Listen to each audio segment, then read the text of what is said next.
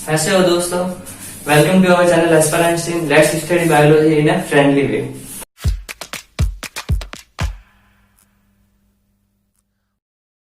तो दोस्तों अपन पढ़ रहे थे एलिमेंट्री कैनाल के बारे में।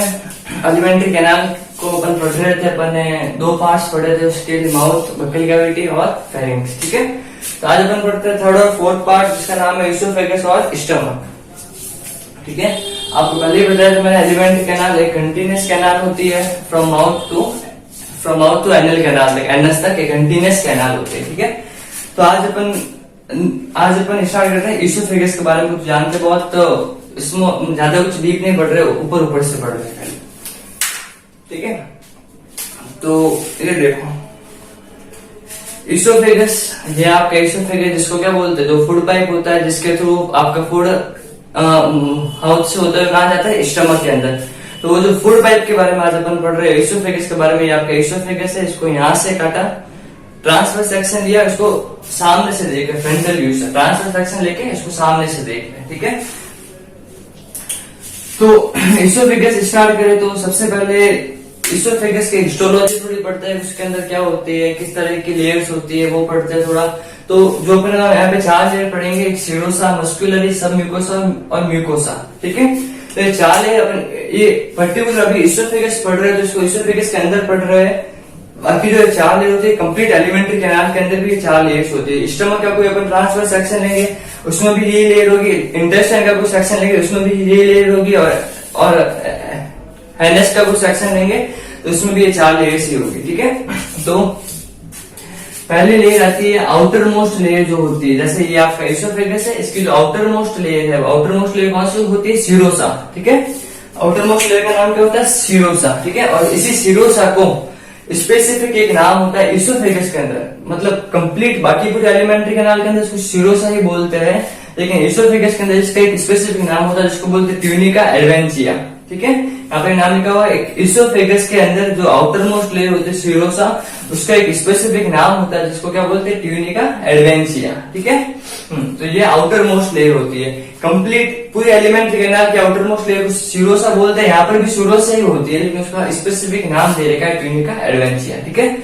आगे सेकंड लेयर आती है सीरोसा के अंदर, लेयर कौन सी होगी मस्कुलरिस। ठीक है, और ये मस्कुलरिस लेयर 2 टाइप की होती है, मतलब 2 टाइप की, मतलब उसके मतलब दिखने में ये 2 स्ट्रक्चर शो करती है, एक लॉन्गिट्यूडनल वे में शो करती है, एक सर्कुलर वे में शो करती है। ठीक है, तो ये हो गया आपकी लॉन्गिट्यूडनल मस्कुलरिस लेयर, ये हो गया आपकी सर्कुलर मस्कुलरिस लेयर। ठीक है, और ये दोनों मिला के क्या होगी, मस्कुलरिस लेयर जो सेकंड लेयर होती है। ठीक है, थर्ड लेयर आती है जो मस्कुलरिस लेयर के अंदर लेयर होती है, उसका नाम क्या होगा, सब म्यूकोसा लेयर।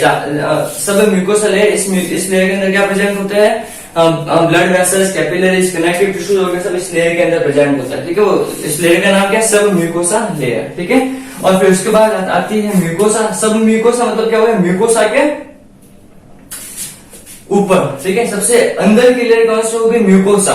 ठीक है, सबसे अंदर की लेयर कौन सी होगी, म्यूकोसा। ठीक है, तो जो म्यूकोसा होती है वो म्यूकोसा भी कितने टाइप की होती है, 3 टाइप के इसके स्ट्रक्चर्स होते हैं, mucosa muscularis, mucosa lamina, mucosa epithelium. ठीक है, तो सबसे इनर मोस्ट लेयर कौन सी होगी, म्यूकोसा, और म्यूकोसा की भी इनर मोस्ट लेयर कौन सी होगी, म्यूकोसा एपिथेलियम। अब थोड़ा नाम से कंफ्यूज होता है ना, जनरल एपिथेलियम का मतलब होता है जो सबसे आउटर लेयर होती है, यहाँ पे म्यूकोसा एपिथेलियम, म्यूकोसा एपिथेलियम जो है सबसे अंदर की लेयर है। ठीक है, तो ये होगी म्यूकोसा। तो सबसे बाहर की लेयर कौन सी होगी, सीरोसा, जिसका यहाँ पे स्पेसिफिक नाम क्या है, ट्यूनिका एडवेंचिया। फिर होगी मस्कुलरिस लेयर जो 2 टाइप की है, लॉन्गिट्यूडनल और सर्कुलर। फिर आगे थर्ड नंबर अंदर लेयर होगी सब म्यूकोसा, जिसके अंदर ब्लड वेसल्स प्रेजेंट होती है। फिर आगे म्यूकोसा जो 3 टाइप की है, mucosa muscularis, mucosa lamina, mucosa epithelium जो इनर मोस्ट लेयर होती है। ठीक है, उसके बाद में इसोफेगस क्या है, इसोफेगस कुछ नहीं, एक फूड पाइप है, एक पाइप है जो कैसा होता है, पोस्टीरियरली होता है, ट्रैकिया से पीछे होता है पोस्टीरियरली, और थोड़ा नीचे होता है। ठीक है, अपन की थोरेसिक कैविटी से पास होते हुए, डायफ्राम से पास होते हुए एक जे शेप एक बैग लाइक स्ट्रक्चर ओपन होता है, जहाँ पे फूड टेम्परेरी स्टोर होता है, उसका नाम क्या होता है, स्टमक। तो ये मतलब जो इसका बेसिक वर्क क्या होता है, फूड को अपन के माउथ से स्टमक तक पहुंचाना। ठीक है, अब एक चीज आती है, जैसे ये आपका डायफ्राम है और ये आपका इसोफेगस है। अब डायफ्राम को इसोफेगस को डायफ्राम को पार करके जाना, डायफ्राम क्रॉस करके जाना पड़ेगा।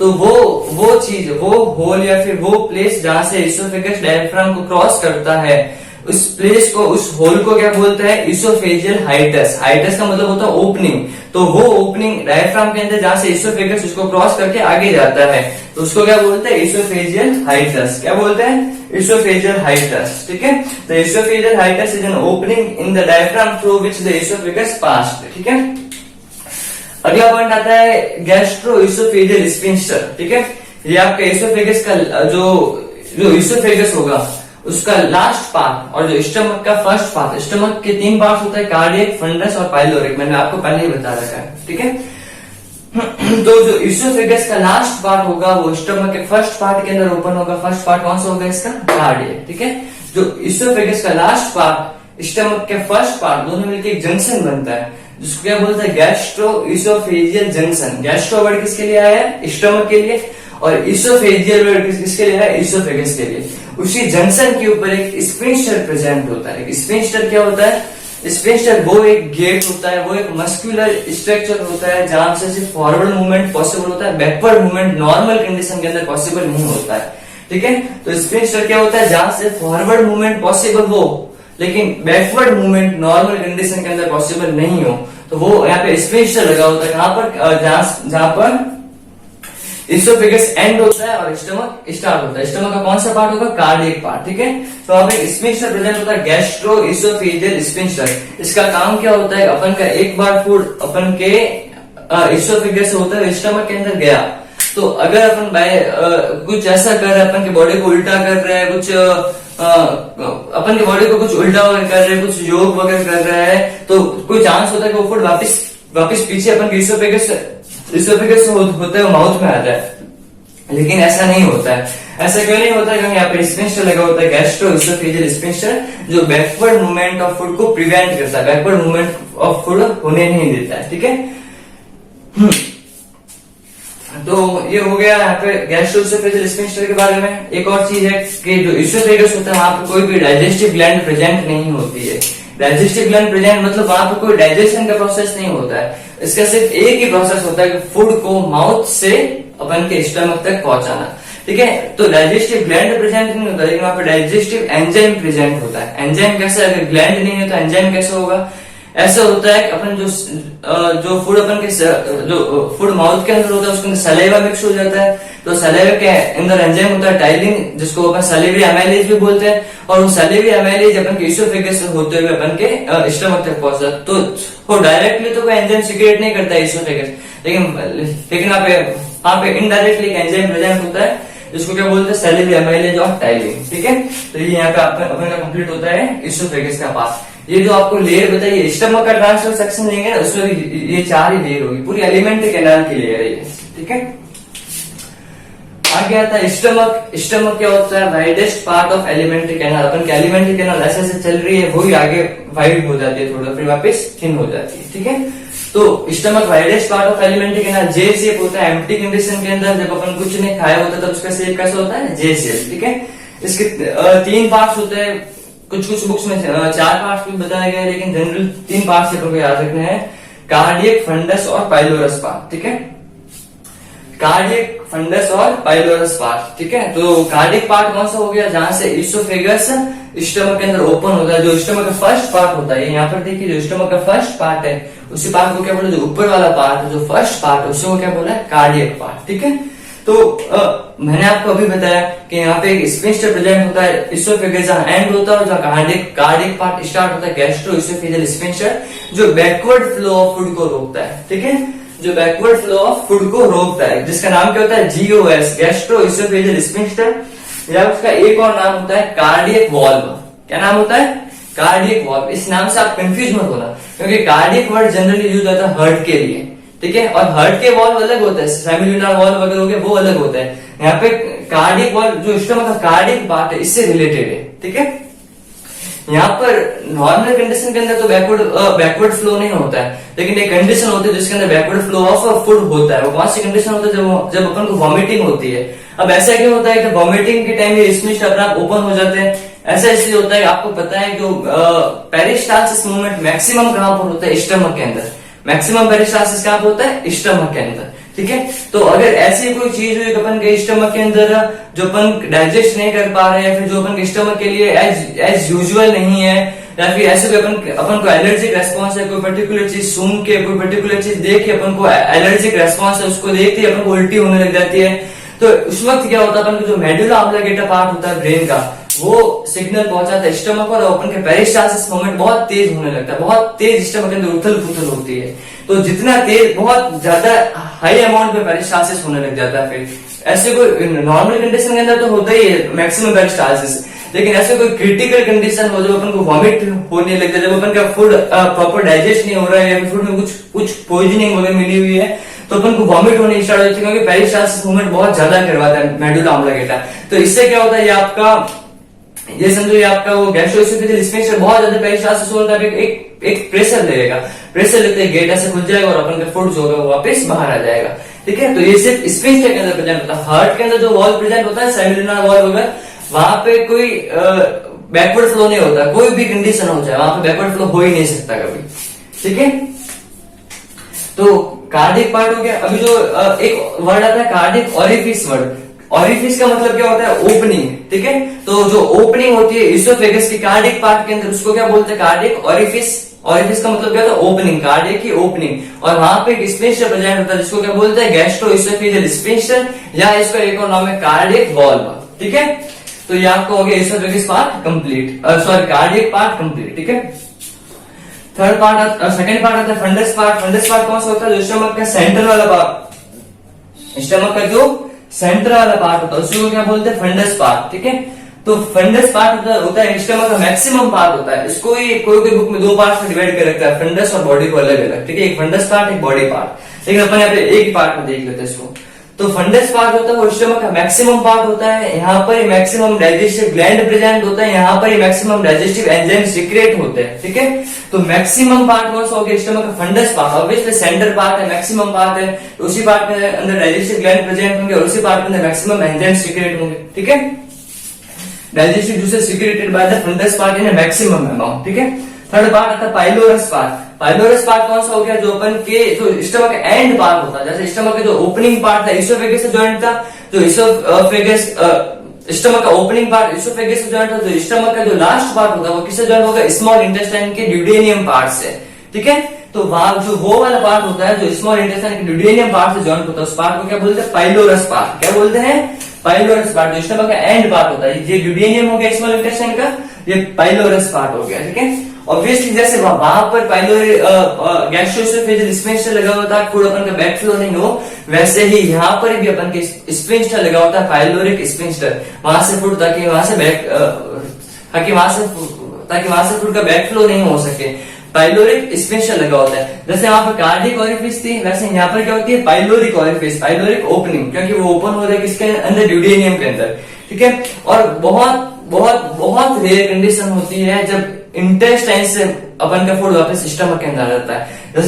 जैसे यहाँ पर तो अपन को बहुत नॉर्मल कंडीशन में वॉमिट हो जाती है कभी कभार, लेकिन यहाँ पर इंटेस्टाइन से स्टमक के अंदर फूड वापस आने के चांस बहुत बहुत कम होते हैं, 0.1% चांस होता है।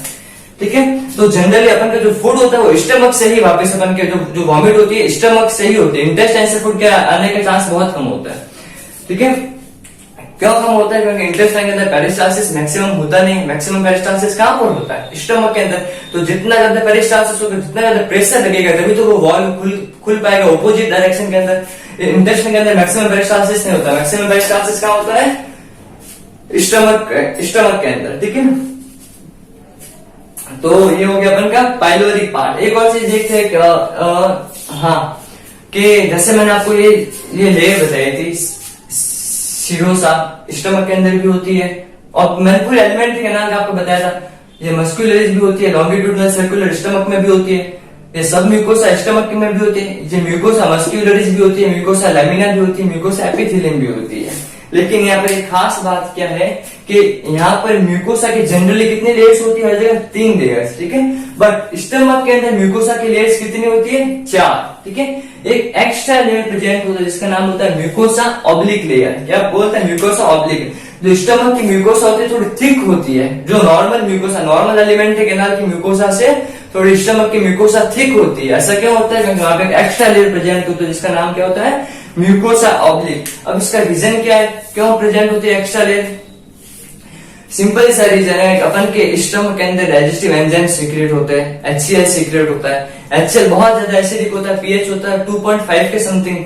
तो इतना ज्यादा एसिडिक वहां पे सीक्रेट हो रहा है, तो वहां पे मतलब जो लेयर उसके क्या होता है, वो सेल्फ डाइजेशन की थोड़ी रिस्क रहती है कि वो स्टमक अपनी लेयर को डाइजेस्ट ना कर ले, अपनी लेयर को तोड़ ना दे। तो वहां पे एक्स्ट्रा प्रोटेक्शन के लिए भगवान ने एक और लेयर दी अपन को। कौन सी लेयर होती है? Mucosa oblique layer. ठीक है, तो सेल्फ डाइजेशन यानी HCl से स्टमक खुद को डाइजेशन से बचाने के लिए भगवान ने दो चीज अपन के स्टमक के अंदर होती है। क्या? एक तो म्यूकोसा ऑब्लिक लेयर, एक होती है म्यूकस ग्लैंड्स। ठीक है, एक म्यूकस ग्लैंड्स होती है जो पाइलोरी पार्ट के अंदर होती है, जो डाइजेस्टिव ग्लैंड्स है फंडस पार्ट के अंदर होती है। जो म्यूकस ग्लैंड्स होती है वो पाइलोरस पार्ट के अंदर होती है। म्यूकस ग्लैंड्स क्या करते हैं? म्यूकस एक स्टिकी सब्सटेंस होता है, तो वो क्या करता है, वो पूरे स्टमक की जो इंटरनल लेयर होती है वहां पे पूरा फैल जाता है। और फिर क्या होता है, जब HCl सीक्रेट होता है ना, तो उसको स्टमक को सेल्फ डाइजेशन से बचाता था कि उसकी खुद की लेयर को डाइजेस्ट नहीं कर ले, उसकी खुद की लेयर को ब्रेक डाउन नहीं कर ले। अगर ऐसा हो जाए कभी कभार, जो म्यूकस ग्लैंड म्यूकस सीक्रेट नहीं करे तो स्टमक के अंदर अल्सर्स हो जाता है कभी कभार। ठीक है, एक प्रॉब्लम होती है उसमें। ठीक है, तो मैं दो चीजें कौन सी होती है जो सेल्फ डाइजेशन से बचाती है? एक म्यूकोसा ऑब्लिक लेयर जो एक्स्ट्रा लेयर प्रेजेंट होती है म्यूकोसा की, और दूसरी होती है म्यूकस ग्लैंड्स जो स्टमक के अंदर प्रेजेंट होते हैं। ठीक है, जो म्यूकस का सीक्रेट करते हैं और स्टमक को सेल्फ डाइजेशन से बचाते हैं। आगे आते हैं, stomach is covered by peritoneum. अपन की पूरी जो डाइजेस्टिव जो होता है ना, जो अपन की पूरा डाइजेस्टिव सिस्टम होती है, उनकी पूरी जितने ऑर्गन्स होते हैं सब ऑर्गन्स की एक आउटर लेयर होती है। उस आउटर लेयर को क्या बोलते हैं? पेरिटोनियम। जैसे लंग्स की आउटर लेयर को क्या बोलते प्लूरल मेम्ब्रेन बोलते हैं लंग्स के आउटर लेयर को। हार्ट की आउटर लेयर को पेरिकार्डियम बोलते हैं, लंग्स की आउटर लेयर को प्लूरल मेम्ब्रेन बोलते हैं। वैसे ही स्टमक हो गया, इंटेस्टाइन हो गया, उन सब की जो पूरा डाइजेस्टिव ट्रैक्ट पूरा होता है ना, उनके एक आउटर मोस्ट लेयर होती है पेरिटोनियम, जो सिरोसा के भी बाहर की लेयर होती है यहाँ पर। ठीक है, तो यहाँ पर एक लेयर होती है जिसको क्या बोलते हैं? पेरिटोनियम, जो अपन के जो जब एम्ब्रियोनल डेवलपमेंट होता है उस वक्त ये बनती है पेरिटोनियम। ठीक है, ये हो गया। आपको बता दें, mucus gland prevent the HCl effect, extra layer mucus oblique prevent the HCl effect. Maximum peristalsis का होता है स्टमक के अंदर होता है। जो म्यूकोसा होती है, मैंने आपको पहले ही बताया था, म्यूकोसा के अंदर डाइजेस्टिव ग्लैंड्स प्रेजेंट होते हैं। अब स्टमक की अगर बात करें तो गैस्ट्रिक ग्लैंड्स, गैस्ट्रिक वर्ड जहां पर भी यूज है किसके लिए आएगा? स्टमक के अंदर। ठीक है, गैस्ट्रिक ग्लैंड्स होते हैं और म्यूकस सीक्रेटिंग सेल्स होता है। गैस्ट्रिक ग्लैंड्स क्या करते हैं? डाइजेस्टिव जूसेस सीक्रेट करते हैं जो डाइजेशन में हेल्प है, जो फूड के ब्रेकडाउन में हेल्प है, जो कार्बोहाइड्रेट को ग्लूकोज में तोड़ने में हेल्प करे, जो प्रोटीन को अमीनो एसिड्स में तोड़ने में हेल्प करे, जो मैक्रो मॉलिक्यूल को माइक्रो मॉलिक्यूल में तोड़ने के लिए हेल्प करे, वो डाइजेस्टिव जूसेस सीक्रेट करता है। कौन? जो गैस्ट्रिक ग्लैंड्स होता है, जो फंडस पार्ट के अंदर मैक्सिमम होता है। ठीक है, आगे आते हैं mucus secreting cells. Mucus secreting cells जो पाइलोरिस पार्ट के अंदर मैक्सिमम प्रेजेंट होते हैं, और फंक्शन क्या होता है कि HCl के इफेक्ट से स्टमक की वॉल को बचाना। ठीक है, तो ये अपन ने पढ़ा आज स्टमक के बारे में। आगे और पढ़ते रहेंगे, आप मेहनत करते रहिए और जो कुछ भी समझ में आए पूछते रहिए। Thank you very much.